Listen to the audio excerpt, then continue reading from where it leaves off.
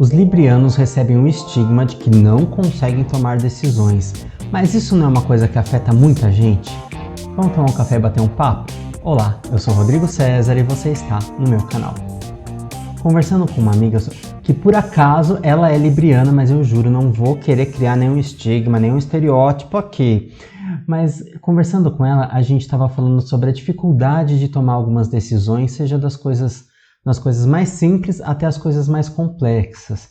Então eu decidi gravar esse vídeo para você, para a gente bater esse papo.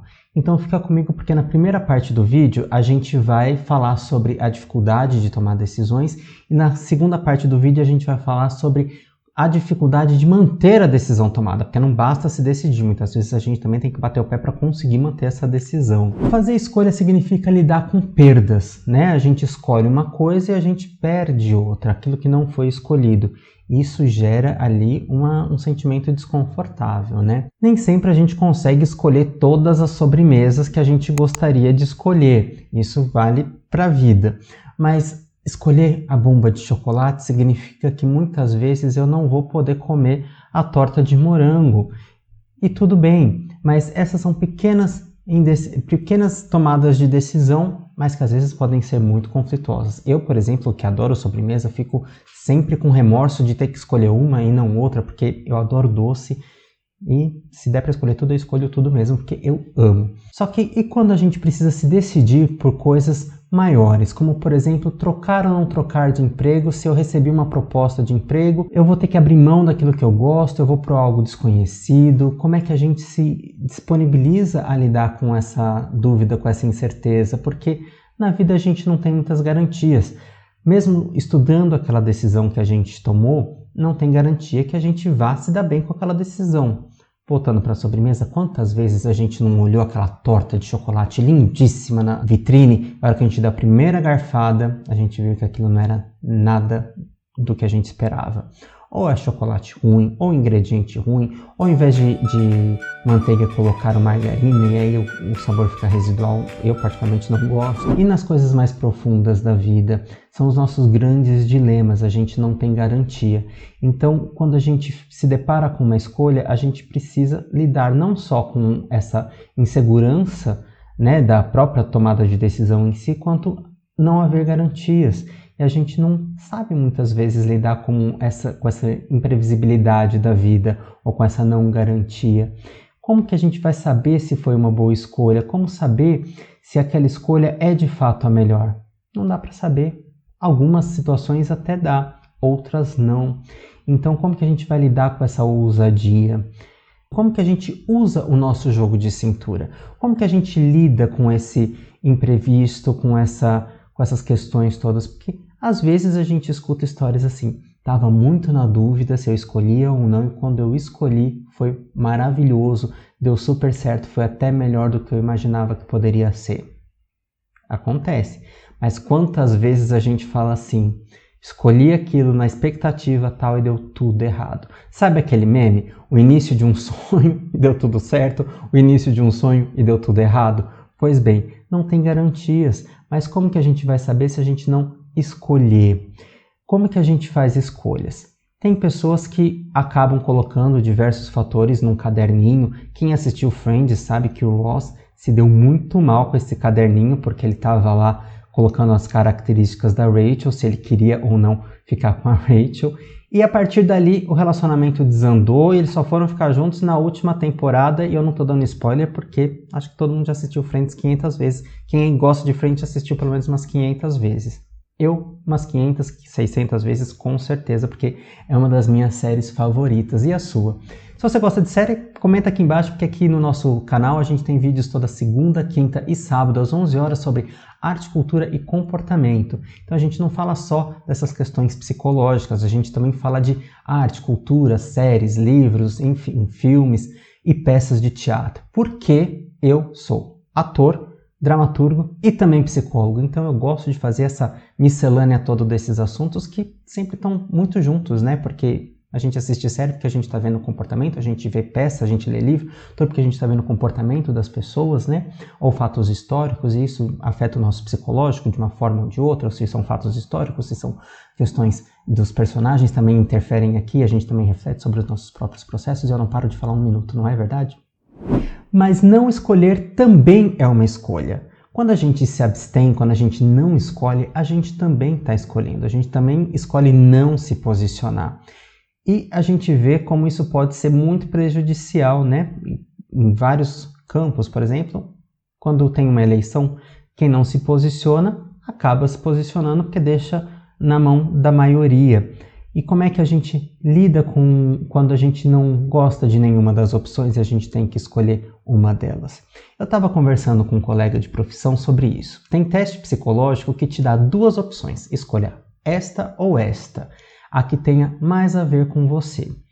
E às vezes nenhuma das duas tem a ver com a gente tem que escolher. Faz parte do jogo, claro que aquela resposta não é avaliada isoladamente quando a gente fala de teste psicológico, mas não é complicado quando nenhuma das duas coisas tem nada a ver com a gente.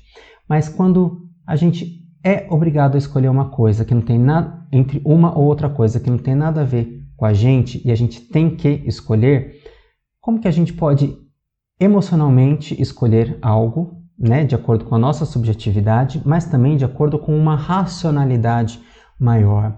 O que é que a gente pode observar no processo de escolha que vai interferir diretamente na minha tomada de decisão? De novo, a listinha, às vezes é necessário.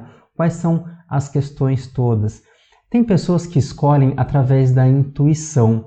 O Carl Gustav Jung, o pai da psicologia analítica, ele trabalha também com a função intuição, né? Que a função intuição é uma das formas da gente perceber. Ele coloca que a gente percebe o mundo, né? A gente tem 4 formas de perceber o mundo, que são essas 4 funções. Pela via do pensamento, pela via do sentimento, pela via das sensações, né, que são todos os sentidos, e também pela via da intuição.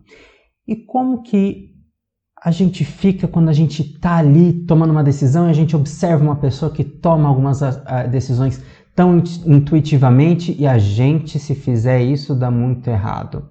É observar como que a gente funciona, porque para aquela pessoa, desta forma, pode funcionar muito bem e pode dar certo sempre, ou pode ter ali seus equívocos também. Mas da mesma forma que a gente está falando de algo abstrato como a intuição, se a gente colocar tudo no campo do pensamento, de repente para aquela pessoa funciona muito bem e para a gente não. Para a gente também, às vezes, falta esse temperinho dessa intuição, de perceber esse algo a mais. Porque a intuição, ela é justamente você perceber algo e não saber dizer exatamente como, porque a intuição está muito ligada ao inconsciente, que são todas essas percepções que a gente tem que a gente não sabe explicar. Sabe quando a gente mal entra num lugar, ou bate o olho e fala assim, ali o clima não está legal. É mais ou menos isso. Se a gente fizer isso de pronto. Agora, se a gente colocar atenção, olhar, falar assim, ali o negócio não está legal, porque a gente processou essa informação, aí a gente já está pensando por outras vias, como o próprio pensamento, o próprio sentimento, ou até a própria sensação, pela visão, pela audição, né? Mas muitas vezes, se a gente só bateu de relance, claro que o processamento do pensamento pode ser muito rápido, mas geralmente isso pode estar associado à função intuição. Se você estiver gostando do vídeo, eu vou pedir para você já deixar o seu like, porque isso fortalece o canal. Inclusive, aqui na descrição do vídeo, a gente tem links para compras de livros sobre autoconhecimento, que se você comprar por esse link, você não paga nada mais por isso, mas também ajuda a fortalecer o canal. Bom, a intuição, ou melhor, a indecisão. O que é que eu ganho com a indecisão? Porque muitas vezes, se eu me coloco indeciso, eu estou tendo um ganho secundário. Que ganho secundário seria esse? Às vezes, a própria preguiça de ter que decidir e deixar para outra pessoa decidir, não é? Mas também, se eu não decido, eu não preciso assumir compromisso com nada. E aí eu não preciso resolver nada, fico na vida viajandão, assim, super bacana. E às vezes até reclamando, né? Mas tem gente que não decide nada e para ela tá tudo bem. E se para ela tá tudo bem, tudo bem.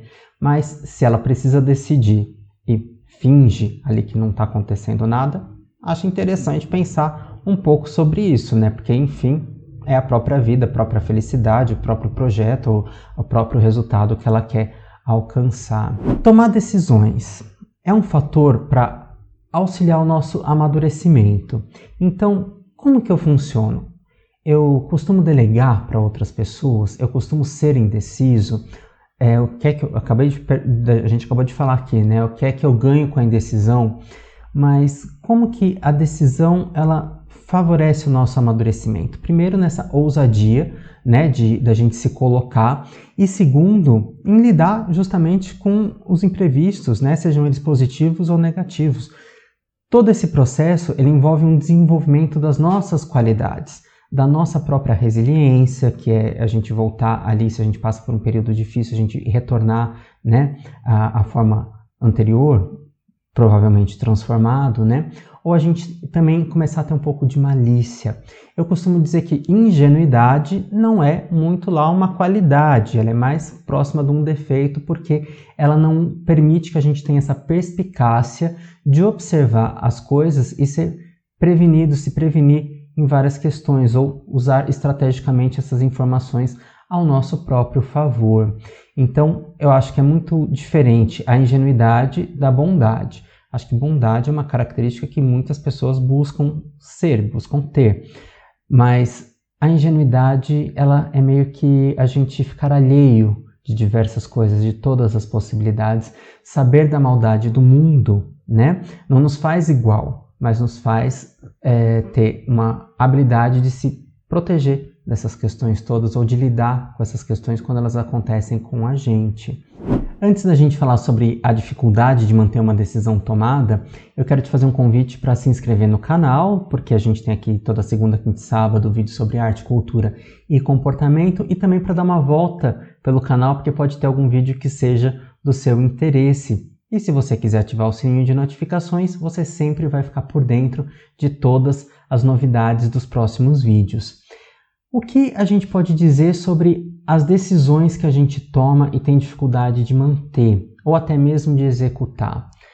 Não basta, por exemplo, a gente escolher uma faculdade, a gente tem que cursar, estudar e muitas vezes pagar essa faculdade, né? Porque às vezes a gente pode ganhar bolsa, alguém pode pagar pra gente, mas muitas vezes a gente tem que pagar ou se manter, ou ter alguma forma ali de bancar esse curso e os nossos custos também no decorrer dessa graduação, dessa formação, que são muitos, né? Livros, apostilas, transporte, alimentação, enfim, trabalhos extracurriculares, horas complementares, enfim, são muitas as questões que estão envolvidas e que muitas vezes a gente acha que a gente não vai conseguir realizar tudo aquilo e a gente fica nessa indecisão, vou ou não vou, é tão difícil, será que eu não vou, será que eu vou?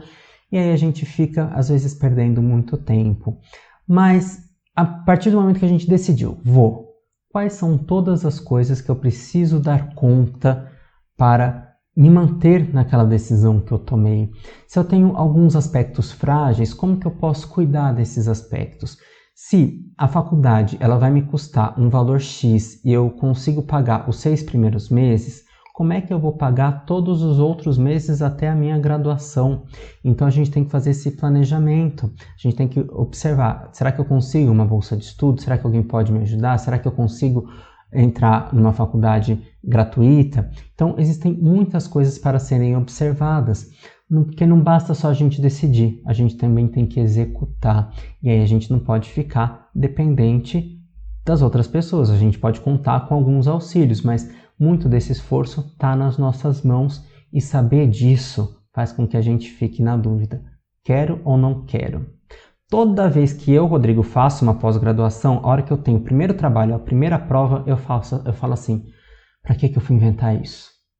Mas depois que passa o faniquito, eu já me coloco ali e aprendo muito, e isso já tem um efeito prático, né, no meu trabalho no dia a dia, porque todo curso que a gente faz, ele acaba tendo ali um efeito prático no nosso dia a dia.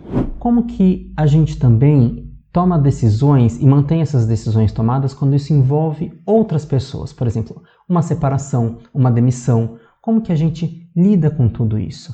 É entendendo a nossa subjetividade, o que é que complexos que são mobilizados ali na hora da tomada da decisão, ou até mesmo na hora de manter essa decisão tomada. Não basta virar a mesa, tem que manter a mesa virada, né? E aí a gente pode se deparar com N questões sociais e com N conselhos aranha que a gente ouve e que seria melhor não ter ouvido.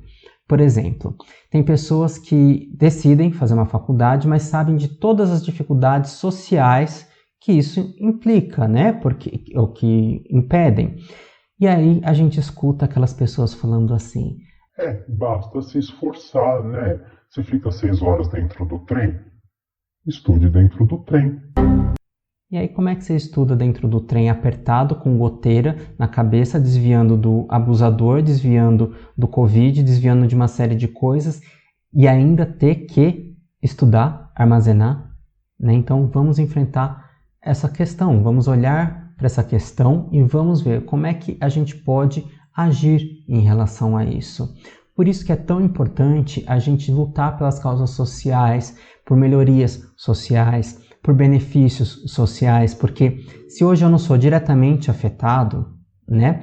Pode ter pessoas, existem pessoas ao meu redor que certamente são afetadas e eu vou pensar só no meu umbigo? Desculpa, este não é o canal para o egocentrismo nem para o egoísmo, eu estou aqui para provocar mesmo e a gente ter mais esse trabalho em solidariedade. O próprio Jung, ele fala sobre o quanto a gente se perdeu enquanto sociedade quando a gente volta muito para os interesses próprios, né? E muitas vezes esses interesses próprios fazem parte de um coletivo que busca só esses interesses próprios deste coletivo em específico. E como que se a gente vive em sociedade, como é que a gente faz? Né? A gente sabe das questões todas dos privilégios e isso também interfere e muito na decisão que a gente toma, porque não basta tomar decisão, é um caminho até chegar ao nosso objetivo. E quais são os desafios, dificuldades, empecilhos e lutas que a gente vai ter? E quanta gente idiota a gente vai ter que tirar do meio do nosso caminho, né? Então, tudo isso faz parte de um combo maior, que é a nossa autorrealização, que é esse olhar para o nosso chamado, para a nossa vocação. Se lá atrás eu estava falando sobre escolher o doce, agora eu estou falando desse doce metafórico que é a nossa vocação, o nosso chamado, esse algo maior, sobre os nossos objetivos de vida, sobre os nossos propósitos de vida. Eu fiz um vídeo sobre propósito de vida, vou deixar o link do card aqui para você conferir depois. Se você tiver algo a dizer sobre o assunto, eu fico esperando aqui na caixa de comentários para a gente bater um papo a respeito. Até o próximo vídeo, um grande abraço, tchau!